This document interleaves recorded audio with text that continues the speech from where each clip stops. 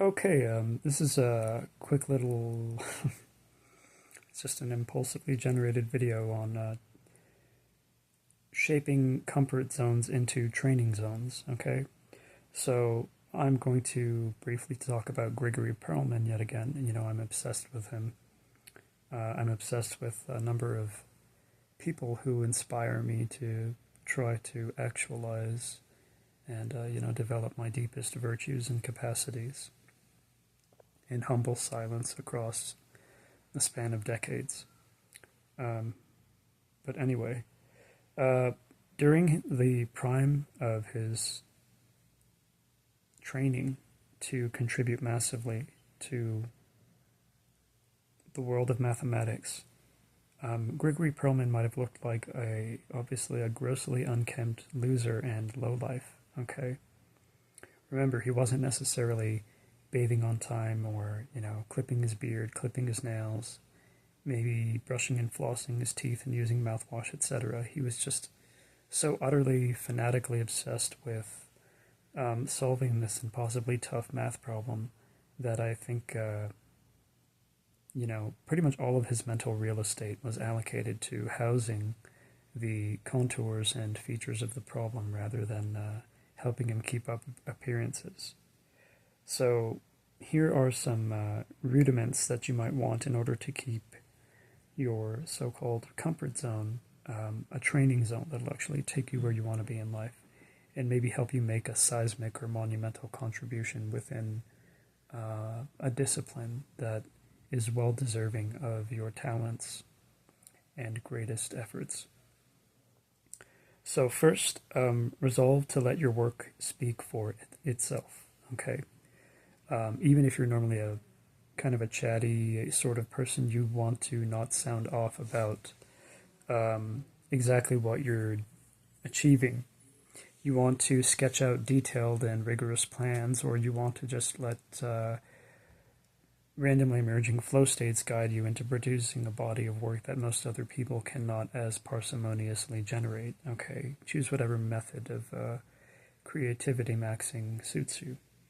And keep in mind that when a problem is sufficiently important to solve, you don't personally care about getting the credit for solving it, okay? If it's important enough, you will address it and attack it regardless of the personal cost of doing so. Just imagine that, somebody puts a gun to the head of your kid and tells you to dance for 5 hours straight without using the bathroom or something. You would do that right away without even thinking because you are selflessly devoted to the well-being of your child, unless you're a shitty parent. Also, you want to merge time-based and output-based goals. So instead of just, I want to write 700,000 words minimum on my personal blog and social media account, you want to make sure you get that done within a certain deadline, okay? Time pressure is good for creativity if it's not too acute. Also, have some kind of celebratory ritual as you are achieving certain personal records, whether it's in physical fitness or in the generation of certain kinds of creative outputs.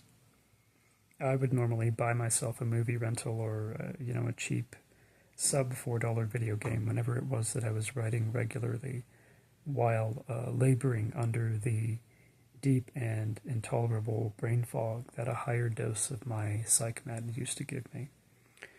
Also, have regimented stress relief built into your lifestyle. You can do this in ways that are or aren't necessarily socially palatable, but you have to relieve stress so that you don't get overburdened and gradually feel like there's like this dark cloud of hopelessness seeping into your your brain as you live life and try to address some sort of important problem, which needs to be addressed as presciently as possible. Further, avoid embellishing your appearance if you must be on social media. If you're going to have, say a YouTube account or something, don't focus too hard on looking presentable and, having all the coolest gadgets and clothes and everything else like that. It's basically localizing the viewer's attention to what they see rather than what they think, on kind of a deep level with respect to what helps them actualize their greatest values. Okay, don't be a superficial fool. And then finally ask yourself, and this is grave and serious and not fitting for idle, casual chit chat based conversations, but ask yourself, am I willing to die in the quest to achieve this goal or solve this problem? If you are willing to die in the quest to create whatever monumental feat you have, in the forefront of your prefrontal cortex or your neocortex or whatever, then you will be able to weather all the shocks and the hammer blows that come with failing and looking like an idiot and being mistaken for, an imbecile, as you're in the beginning and kind of intermediate stages of tackling something that nobody really thinks you can tackle, okay? So this is just some introductory food for thought on turning your comfort zone into a training zone through which to eventually manifest a monumental feat of some kind, whether it's intellectual or artistic or, whatever else. A kind of serenely ascetic, austere, meditative life in which I'm persistently solving one major problem in various ways is a lot more appealing to me than a life in which I'm strung out on the drug of cheap dopamine after I've senselessly, recklessly distributed my effortful cognitive modes into a bunch of, behavioral slots that don't feed my energy back into me and enhance my capacities.